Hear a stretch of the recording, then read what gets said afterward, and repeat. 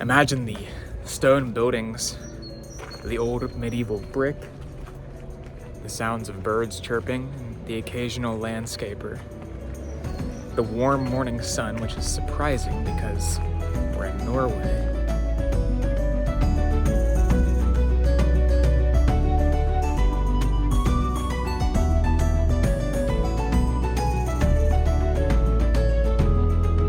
Oslo and Copenhagen are two of Europe's most magical, equitable, and rather mystical major cities.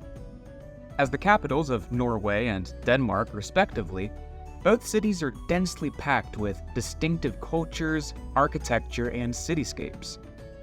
Here on A Sense of Travel, my goal is to capture all 5 senses of as many cities, countries, and natural wonders around the world as I can, so that I can accurately immerse you into the physical experience of these places through the screen. Now that said, today, I'm diving into more than just the things you can experience through photography and bullet lists.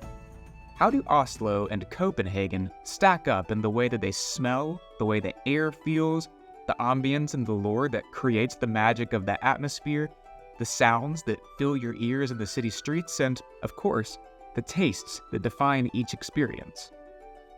Find out today in the second installment of Comparing the Senses, Oslo versus Copenhagen. After the video, be sure to comment on which of these two cities you find has an experience that fits your persona more. I'm Michael, and this is A Sense of Travel. Let's dive in. So before we take on the senses, let's take a look at some very quick facts about each city in case you aren't familiar with either one. Oslo is the capital of Norway and is home to a little over 700,000 people in the city limits and around 1.6 million in the metro area. Copenhagen is a bit larger in comparison, with fewer people within the bounds of its city limits at around 660,000, but 2.5 million in the metro area. Both cities and their respective countries make up part of Scandinavia, a region of Europe that comprises the countries of Denmark, Sweden, and Norway. And these make up the larger Nordic countries, which expand to include Iceland and Finland. So the first thing to look at when stacking up Oslo and Copenhagen is perhaps the most obvious thing: the cityscapes. We'll kick off in Oslo. Oslo is very clearly influenced by the icy saltwater of the Oslo fjord in which it sits, at the base of a sloping, mountainous hill. While not quite the archipelago that its neighboring Nordic capital of Stockholm is, the harbor is home to several lush, green islands. The rolling hillsides surrounding the city area are covered in various types of greenery and what appear to be villages of densely packed homes. In the distance, you see even taller hillsides covered in a hazy mist, and out in the harbor, you see a series of lush, green, and peaceful islands. The water in the harbor almost looks black. Oslo's downtown areas, with the exception of portions of its old town, which we'll touch on in a bit, feature simple but elegant architecture and an eclectic mix of 21st century glass and steel. When blended with the classical architecture of the royal buildings, theaters, and blocks in Centrum, and medieval architecture like the Akershus fortress alongside the wooden ships in the harbor and the colorful homes dotting the surrounding green hills, Oslo has a very strong sense of place. While Oslo has a defined sense of place, Copenhagen may have it beat on this metric. Copenhagen has been nicknamed the City of Spires by many, and it makes perfect sense. The horizon, no matter what direction you turn, is defined by majestic and, in some cases, eclectic spires, steeples, domes, and towers. Copenhagen is a spectacular sea of clay terracotta roofs, aged green, bronze domes and spires, warm-colored facades and low-rise buildings, gaping canals, and lush green trees. Warm facades of rustic oranges, golds, reds, and browns, joined by warm brick and stone, make up the color palette of Copenhagen, and there's a distinctive sense of where you are on the planet. Things like majestic swans in the waterways, gold-plated flagpoles, spires poking out of the horizontal skyline, cobbles integrated into nearly every sidewalk, occasional horse-drawn carriages, and wide, magnificent boulevards preserve an ambiance of an old fairy tale set in the world of Danish royalty here in Copenhagen. When you think of Denmark, it's unlikely that the beach comes to mind. Certainly wasn't what came to mind for me, but pleasantly surprisingly, you can't talk about the cityscape without mentioning the beaches. Each evening in Copenhagen, I walked or took the metro to Amager Beach, a barrier island facing the saltwater strait between Denmark and Sweden. It's a relaxing, peaceful, and just beachy setting that really sets Copenhagen apart from the more rugged, hilly Oslo. Oslo's old city center, known as Centrum, is the heartbeat of the city, designed in the rare European grid dating to the 15th century. Oslo's blocks of classical buildings are very colorful. The color palettes on the plaster facades range from pastels, cool grays, and blues to richer colors like golden yellow, rustic red, and even pops of purple and lavender. Breaking up the colors, many of the blocks are filled with simple brick from the 20th century and metallic and glass finishes from more recent years. In fact, there's quite a bit of densely packed, intriguing, and quite unique modern architecture in the city's downtown. To place yourself imaginatively into the cobbled Centrum streets, imagine the dense blocks of colorful, classically designed buildings mixed in with brick and, occasionally, postmodern design. As you look up, the occasional big aged bronze dome pokes out. The heart of Copenhagen, Andreby, is both majestic and magical, both modern and ancient, and both densely packed and covered in lush green parks. Colorful, warm building facades of plaster painted in golden yellows, deep blues, rustic oranges, whites, and reds, alongside medieval buildings of stone and brick, blanket the city, topped with red clay terracotta roofs. Generally, Copenhagen's color palette is a great deal warmer than Oslo's. At the ground level and alongside the cars carefully cruising down the streets are hundreds of cyclists on their way to work. Cycling is one of the most popular means of commuting in Copenhagen thanks to the city's topography. It's insanely flat. Perhaps the most photographed part of Andreby is the beautifully colored row of merchants' houses along the canal front. Nyhavn. The waterfront strip is absolutely gorgeous and just as colorful as it seems in the pictures. The houses, some very narrow and others quite wide, range from rustic golds and reds to pastel pinks and blues, shades of whites and deep blues, and ranges of light and dark brick. The houses and shops range between 4 and 5 stories tall, with attic windows protruding out of the terracotta roofs. Cobblestone streets line the deep, green canal, which is lined with a series of both modern and older sailboats, most of which boast the Danish flag. The city's overall color palettes differed quite a bit in regard to their overall cityscape, as indicated here. When you see a video or a picture of a place and you try to imagine what it must feel like to actually be there, an important component of that is the way the air smells. Let's see how Oslo and Copenhagen stack up. Oslo's scentscape is fresh, crisp, and evident of a city that's quite remote. The water here smells salty, and given the remote and less densely populated nature of the city, the natural scents of earth and greenery are thicker than in other parts of Europe.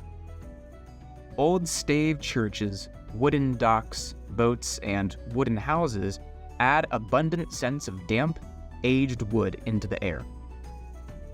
All things considered, an Oslo-scented candle, were I to make one, would include aged wood, wildflowers, grass, and salt water.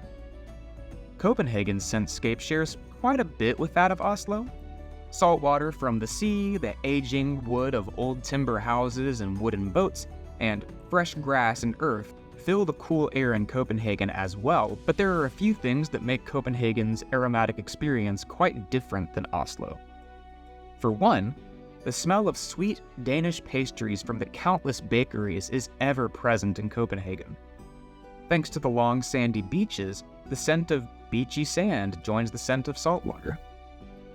If I were to create a Copenhagen candle, it would smell of saltwater, pastry bread, aged wood, and old brick. It's tough to compare the tastes of Oslo and Copenhagen because, frankly, they're both underrated. They're both delicious, and in some ways, they're both quite related. A shared Scandinavian history and similar cultural backgrounds have created, in some ways, a Scandinavian cuisine rather than Norwegian or Danish. However, each city and country has a few dishes that really set one apart from the other. Now let's take a look at what some of these tastes are that really capture the taste of each city. Norway is an expensive country to travel to, there is no doubt about it. The food in Oslo, likewise, can be pretty pricey. Brown cheese. Brown cheese is a Norwegian staple and you can find it on several dishes. My breakfasts nearly every morning in Oslo included multiple slices of tasteful brown cheese between two thick bread roll slices filled with nuts and raisins. Brown cheese can even be found on waffles. It's actually really good. Norwegian meatballs. Meatballs in Oslo are some of the best meatballs I've ever had in my life. They are huge and dense, and when coupled with a smoky meatball sauce, are absolutely decadent. Now, this traditional Norwegian dish can be served alongside mushy peas, as well as the more typical potatoes and lingonberry sauce. The closest comparison of which I can think of is cranberries, which are pretty common here in the US. Norwegian smoked salmon is a staple of Oslo's culinary scene. When I tried it, it was served alongside a boiled egg, moist and fluffy brown bread, mayonnaise, and butter. Norwegian smoked salmon is absolutely delicious and has an incredibly strong taste. As Denmark's capital city, Copenhagen is filled to the brim with delicious Danish cuisine, and I wish I could have tried it all. But alas, Copenhagen is also incredibly expensive to dine in, but here are a few city-defining dishes. Kanelsnegl. Each person I asked in Copenhagen's cafes, what would you say is the most typical dish for Denmark, pointed me towards these Danish cinnamon rolls, or as the literal translation goes, cinnamon snails, or kanelsnegl. Who am I to argue with the locals? They made great recommendations, and Danish cinnamon rolls, fresh from the bakery, are delicious, sticky, and sweet. Road Pilsner. You wouldn't expect hot dog stands to be a big deal in Denmark, but the Danes love their red sausages.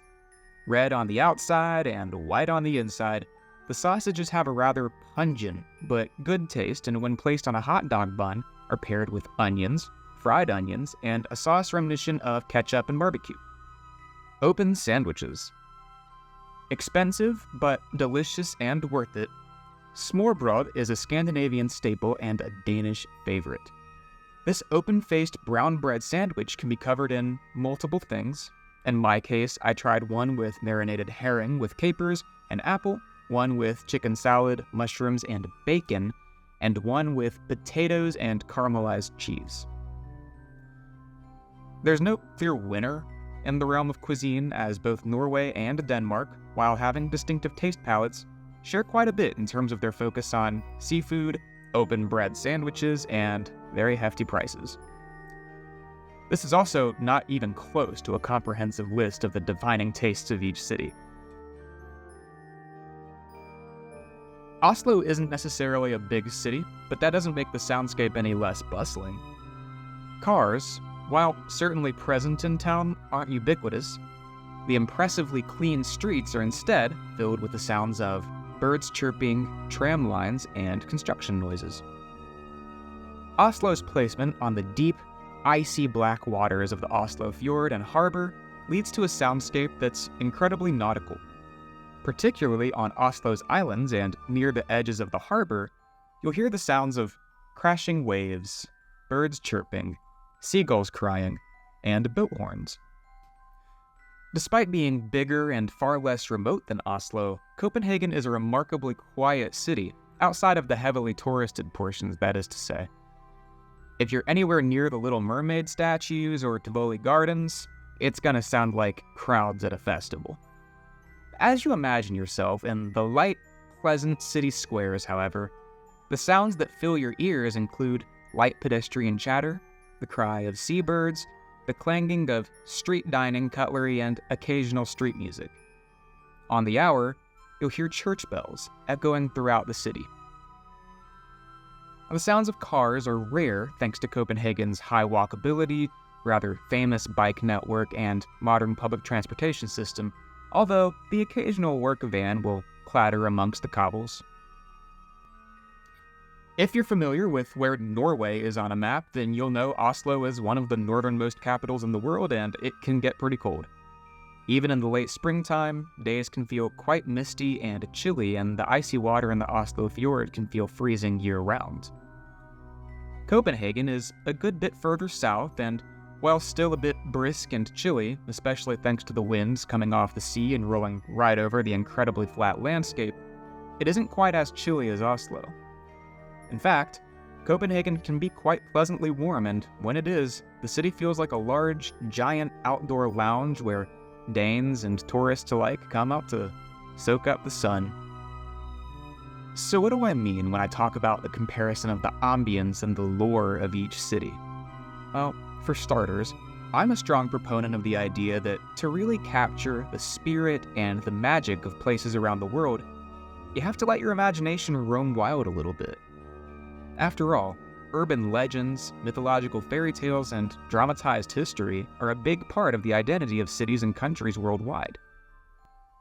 Letting fantasy and folklore infiltrate your mind as you wander about can really bring out the mystique and the charm in different places.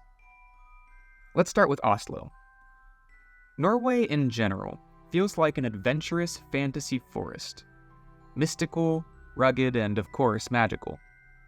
Oslo feels like a hidden, modern yet storied metropolis within the fantasy world. There's a bit of a strange and mysterious vibe in Oslo, but not in a bad way. Perhaps this is accentuated by places like the Monk Museum, the old stave churches, the foggy hillsides, the mystical fjords, and the icy seawater that sits at Oslo's edge, medieval fortresses, grand parliamentary buildings, a decidedly royal history, and a generally more secluded feeling, and the wooden phrases depicting mythological Norwegian folklore. Oslo's remoteness, mythology, and forested hillsides create an ambience that whisks you away into the Viking tales of old, where mythological creatures like trolls still scurry around in the mossy island woods, and where a great adventure feels a corner's turn away. In contrast, Copenhagen doesn't feel like a rugged forest at all. Instead, Copenhagen feels like a royal fairy tale, straight out of a Hans Christian Andersen storybook. Horses trotting on cobbled stones, royal palaces like Christianborg, medieval golden-laced spires, statues like the Little Mermaid, colorful merchants' houses, magical theme parks, and old stone castles like Rosenborg create a sense in Copenhagen that you're living in a Disney cartoon, but with a proper sense of elegance and sophistication. Copenhagen, even in the brick-laced neighborhoods away from Andreby, has just enough grit and wear to feel like a lived-in city, but enough of a twinkle to feel like a setting in a true fairy tale kingdom. The idea here isn't to pit two cities up against each other, and in fact, the idea is to celebrate the fact there's so much world to discover, experience, and explore. Thanks for diving into the Scandinavian capitals of Oslo and Copenhagen alongside me today, and stay tuned for more comparisons in the future. As always, thanks for watching. I'll see you next time.